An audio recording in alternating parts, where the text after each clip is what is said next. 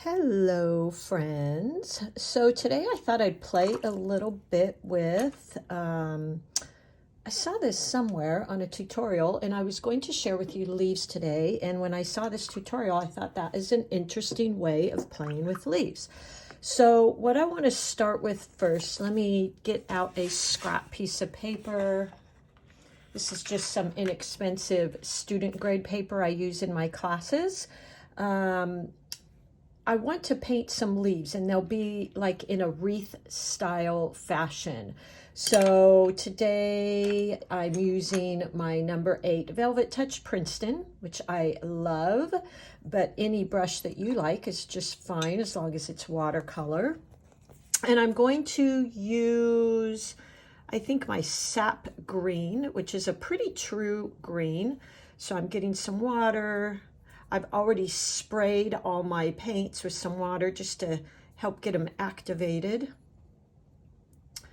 And let's just practice some of the strokes. So the strokes that'll be involved in this little wreath are going to be using the tip of your brush, point, press, pull up. So you've got these cute little flowers. You can always do some like that too. Flowers, I mean leaves. So just practicing some of those. You can do them this way too. Point, press. I typically like to point the end of my brush in the direction that I'm going. Point, press, pull up. And then let's just play with that color. So let's add in maybe some of this. I think this is gold green. These are all Winsor Newton. And add in some different colors. Point, press, and draw up. Ooh, that's kind of fun, isn't it? You can also do some of these dabs. Look at how beautiful. So we're just practicing here first before we start on an actual painting. I've got my two containers of water, one to wash out my brush and one to rinse it. That's really important. Let's try and make like a light green. So I'm going to use my Cad Yellow, again, Winsor Newton. I'll put these colors down below too for you. I had somebody ask me that the other day. And let's make this kind of yellowy green and add in some here. This is just our practice piece right here. Point, press, and lift up. And you know, find what I have found as I was looking through all of my brushes yesterday, didn't realize how many Winsor Newton brushes I had for one. Thought I only had this one, found all kinds. So I obviously am drawn to that Winsor Newton brush. And what I found is I had 3 or 4 number 8s, which I found kind of funny. So that must be the size I like. So find the size of brush you like working with and use that. You'll notice you use certain colors. I use these colors a lot. I use the pinks and purples. That's my jam. So find your jam. What's your jam? Now I'm going to go down the middle just to practice some light, thin lines. Let's use a little, maybe some burnt umber, which is a little bit darker brown. And you can always darken this up with some green in it. So let's use that. Actually, I'm going to combine that with some green. I like to use colors mixed together, not right out of the tube. I just find it more interesting. So we're practicing that thin line. Again, a thin line, you're going to hold your brush lightly. You're going to hold it down here near the ferrule to give you more control. The farther up you are on your brush, you obviously have less control. And pardon my shadows today. It's a rainy day and I have no light. So I'm using studio lights, which isn't the best for me. So to make those thin lines, you want to hold very lightly, using just the tip, holding your brush up, and just practicing these thin lines, which you're going to use. Can't resist a few leaves on there. So anyways, practice some of those thin lines. And we're going to go right down through the middle of our branch here. Just to practice. This is practice. This isn't the final piece. Now that got a little thick. I probably had too much paint, and I'm not, sometimes when I'm doing these tutorials, I don't hold my brush straight up because I feel like it blocks what I'm trying to show you. So just practicing some of these lines. Practicing, as you see these last few leaves, I had a lot more water. So the hue is a lesser value. And what that does is it actually creates them to fall down into the background. Watch when I use almost full paint, which is going to be very dark in color. I teach this in my classes. Practice the different lightness and darkness, which all that is lightness is adding in more water. Darkness would be less water, more paint. But watch what it does. So you have these light colored leaves, which is a lot of water, less paint or pigment. And then watch when I go dark, almost full paint. See what that does? That creates those leaves to pop out. And this is what gives you interest in your paintings. This is what gives you some depth. Sometimes people will write to me and say, my painting looks really flat. Here you go. This is what will create some interest.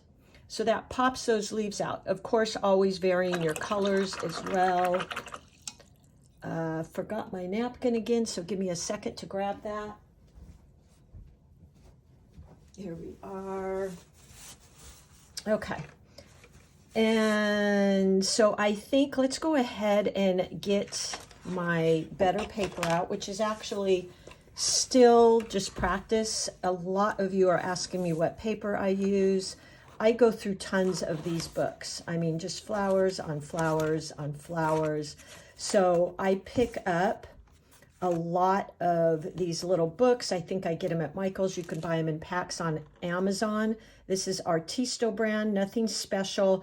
But the one thing I do always look for is that it's 140 pound or 300 GSM. And I like cold press because I like the texture. Hot press is just, as it says, it's pressed with hot and it's much flatter. The water kind of sets on top more. With the hot press, you get that beautiful texture. So let's try this. I hope this works. I'm just taking a glass and I'm going to paint the rim. I'm sure hoping this works since I didn't really practice this before I started this. So I'm just doing this now. Normally I do a lot of these and I just paint the circle by hand, but I wanted to try this. There you go. That's exactly what I wanted. Now I'm going to make one a little bit different color. There we go. And all right, that is exactly what I wanted. Okay, now we're going to go in with those little leaves, just a one stroke leaf. I'm not even giving you a compound brush stroke, which would be necessarily thin and thick. You can just do dabs if you want. If you do want the compound brush stroke, a compound brush stroke is where we start off thin, we go thick, and then thin again. So it's a combination of thin strokes and pushing into the ferrule of your brush. The ferrule is this part, or the barrel, and you're combining them both. So thin, thick, thin. That's a compound stroke. So you don't even have to use this today. I'm just going to go in and start playing. You can start doing just dabs with your brush if you like. You can use your compound stroke, thin, thick, thin, like that. Make sure you're varying the color and the direction of your leaves. So thin, thick, Ooh, look at that. Isn't that gorgeous? What I did there is again, I love to mix my colors. I don't necessarily like using the colors straight out of my tube. Kind of boring to me. So I like to mix colors. So that's what I'm doing there. Also, play with the values. So add more water, less water. You're going to get the darker intensity, more opaque, which is more paint versus water. And see how that popped that leaf out. And then use more water on some. Do short little leaves. Look at how beautiful, you guys. You can do this. If I can do this, you can do it. I spent a lot of years doing commissions. Now I'm going back into the Cad Yellow. I'm going to mix up a little bit different green.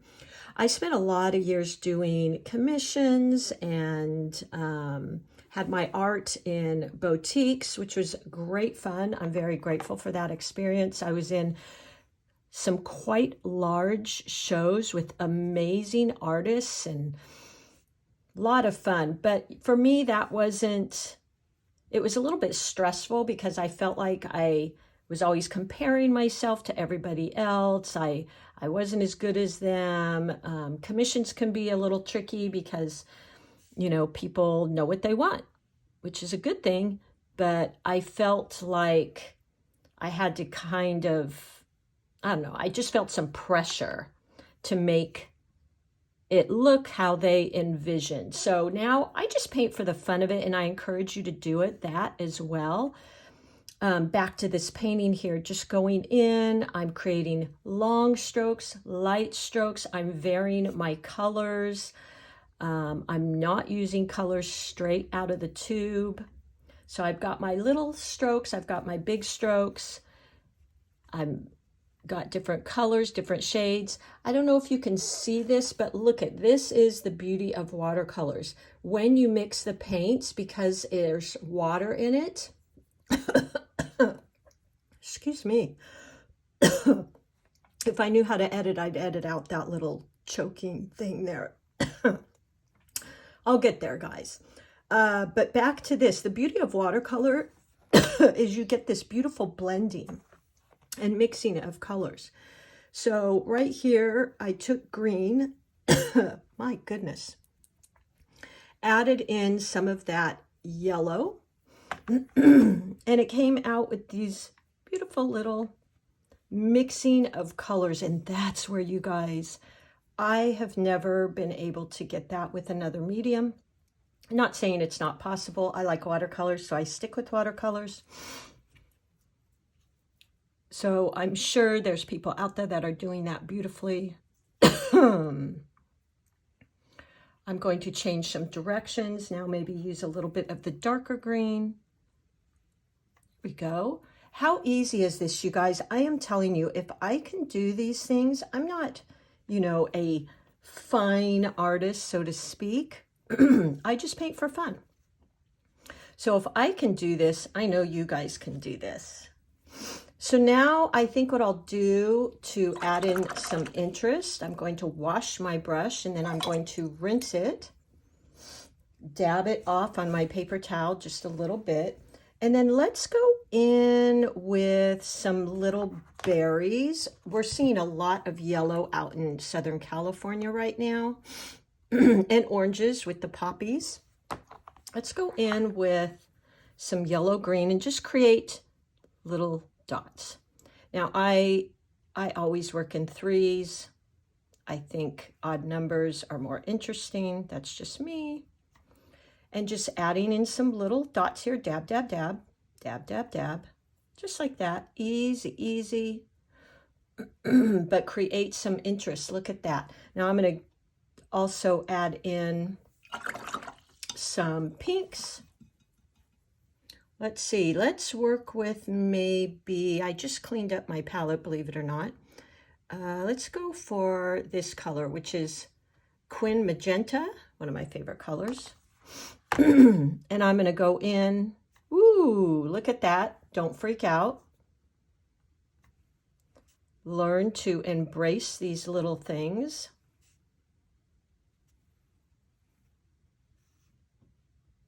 Again, I always work in threes. We're just adding in some interest here. Just some color. Just like that. Look how easy this is. I would love to hear if you are doing these and what you're experiencing. I love answering questions sometimes because I've painted for so long. You know, I take for granted what is just natural for me. So please ask me any questions that I might be something I might be talking about and missing. I think it'd be interesting here to maybe add in some branches. Just play. That's how I do watercolors these days. I just play. So I'm going back to my burnt umber. This is burnt sienna, which actually has a little bit more red in it. But I'm going to use the burnt umber. Let's add a little bit of water to it. Again, I'm going to mix it with that green gold because that's how I roll. See, now you get that beautiful mix of green and the brown. And let's just go in and add a couple branches. Look at that. Branches maybe are a little, you know, branches aren't perfect. Now you don't have to do this. I'm just playing now. And so glad that this actually came out pretty good. I was a little nervous hopping on here doing this before I really practice it first, which is what I usually do. So just adding in some of those little branches. Now with watercolors, I know with me, I have to be really careful about overworking. I will get carried away and just going on with the painting, and next thing you know, I've completely overworked it and lost the spontaneity and the flow. As well, watercolors will get muddy, which tends to happen because you've mixed too many colors together. And the beauty of watercolors is that they are very translucent and fresh and free-flowing. So here's a couple branches. Look at that. So just play, you guys. Look at how beautiful that is. That could be a card right there. And you can buy cards on Amazon, £140 or 300 GSM, cold press, and paint these kind of things on there. If you are good at calligraphy, which I'm not, that's another phase I would like to get into. You could write in here. But that is so, so easy and fun. So just play with your watercolors. I use number 8 rounds. You can buy any brand. I love Princeton. That seems to be my go-to. Buy the best quality